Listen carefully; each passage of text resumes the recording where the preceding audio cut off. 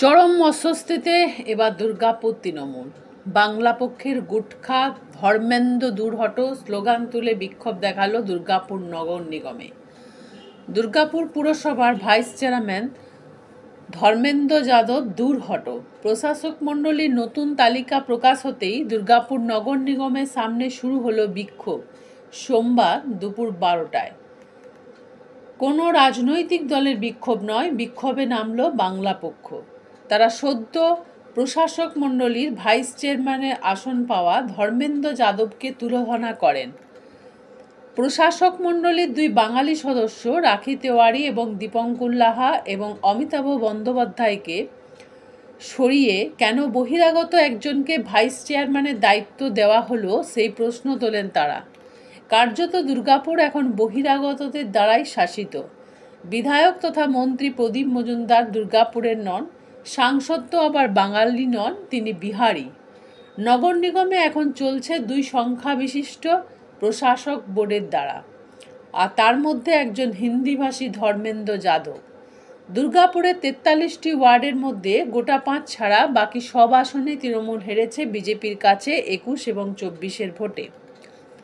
Chairman Anindita Mukhopadhyay হেরেছেন তার ওয়ার্ডে, আর হিন্দিভাষীতে vote একেবারেই পাননি হিন্দিভাষী ধর্মেন্দ্র যাদব। তিনিও হেরেছেন নিজের ওয়ার্ডে 21 আর 24-এর ভোটে। মুখ্যমন্ত্রী ব্যাপক লবিবাজির প্রভাবে যে পরিবর্তন এনেছেন দুর্গাপুরে, তাতে শুধু তৃণমূলের এক অংশ নয়, দুর্গাপুরের অধিকাংশ ভোটার বিমুখ। দুর্গাপুর তৃণমূল এখন গোষ্ঠীদ্বন্দ্বে বিভক্ত এবং লবিবাজির দৌলতে মিলছে পদ বলেই অভিমত তৃণমূলের হেভিওয়েট নেতাদের একাংশে।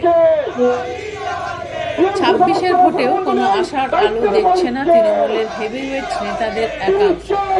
দুর্গাপুর নগর নিগমে ভোট না করানোর ফল ভুগছে তৃণমূল বলেই মত। বাংলা পক্ষের জব্দ ধাক্কাকে বা লবিবাজি আর গোষ্ঠীবাজি করে নিজেদের প্রভাব টিকিয়ে রাখা নেতারা হুঁশ ফিরে পাবেন, কারণ সরাসরি স্লোগান ছিল গুটখা ধর্মেন্দ্র দূর হটো। ধর্মেন্দ্র যাদবকে চেয়ারম্যান করার পরে দুর্গাপুরের ভোটারেরা কিন্তু ক্ষুব্ধ ছিল।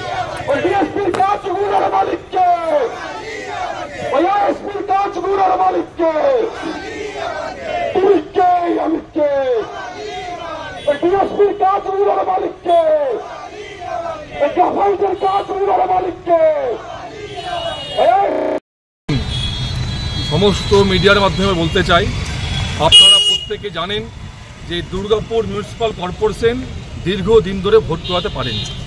তার পরিবর্তে প্রশাসক মণ্ডলী দ্বারা ভোট চলছে, পরিচালনা চলছে। কিছুদিন আগে বোর্ড থেকে 3 জন বাঙালিকে নাম সরিয়ে দিয়ে এক বহিরাগতকে চেয়ারপারসন করেছে। আমরা চাই অবিলম্বে এই পুরপ্রশাসন চালাবে বাঙালি, কোনো বহিরাগত চালাবে না।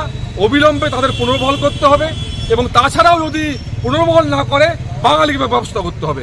আমরা এই পদে বাঙালিকে চাই, অন্য কোনো আমরা কাউকে চাই না। তার জন্য আজ আমরা প্রতিবাদ করছি, বিক্ষোভ করছি।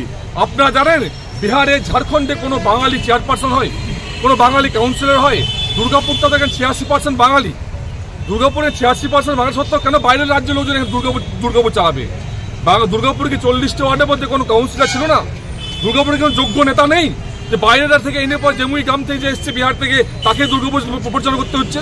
আমরা চাই অবিলম্বে দুর্গাপুর মিউনিসিপ্যাল কর্পোরেশনের ভোট করতে হবে এবং তাড়াতাড়ির মধ্যে এই বোর্ডের যে আছে সকল বাঙালিকে পুনরায় বহাল করতে হবে। বলছি, আপনি যে জেলায় বাস করে সেই জেলায় 2 জন হিন্দি ভাষাভাষী সাংসদ আছে, কি বলবেন এই ব্যাপারে? দেখুন, আমরা প্রথমে প্রতিবাদ করেছি। আমরা যে সত্যকুমার সিনহা বঙ্গবিভূষণ পেয়েছে, যার বাংলার তার কি অবদান আছে আমরা জানি না, তাকে বঙ্গবিভূষণ দেওয়া হয়েছে। যখন সে ক্যান্ডিডেট হয়েছিল বাংলা পক্ষ সোচ্চারে প্রতিবাদ করেছে সত্যকুমার সিনহাকে ভোট দেবেন না, বাঙালি প্রার্থী জাহানারা খানকে ভোট দিন।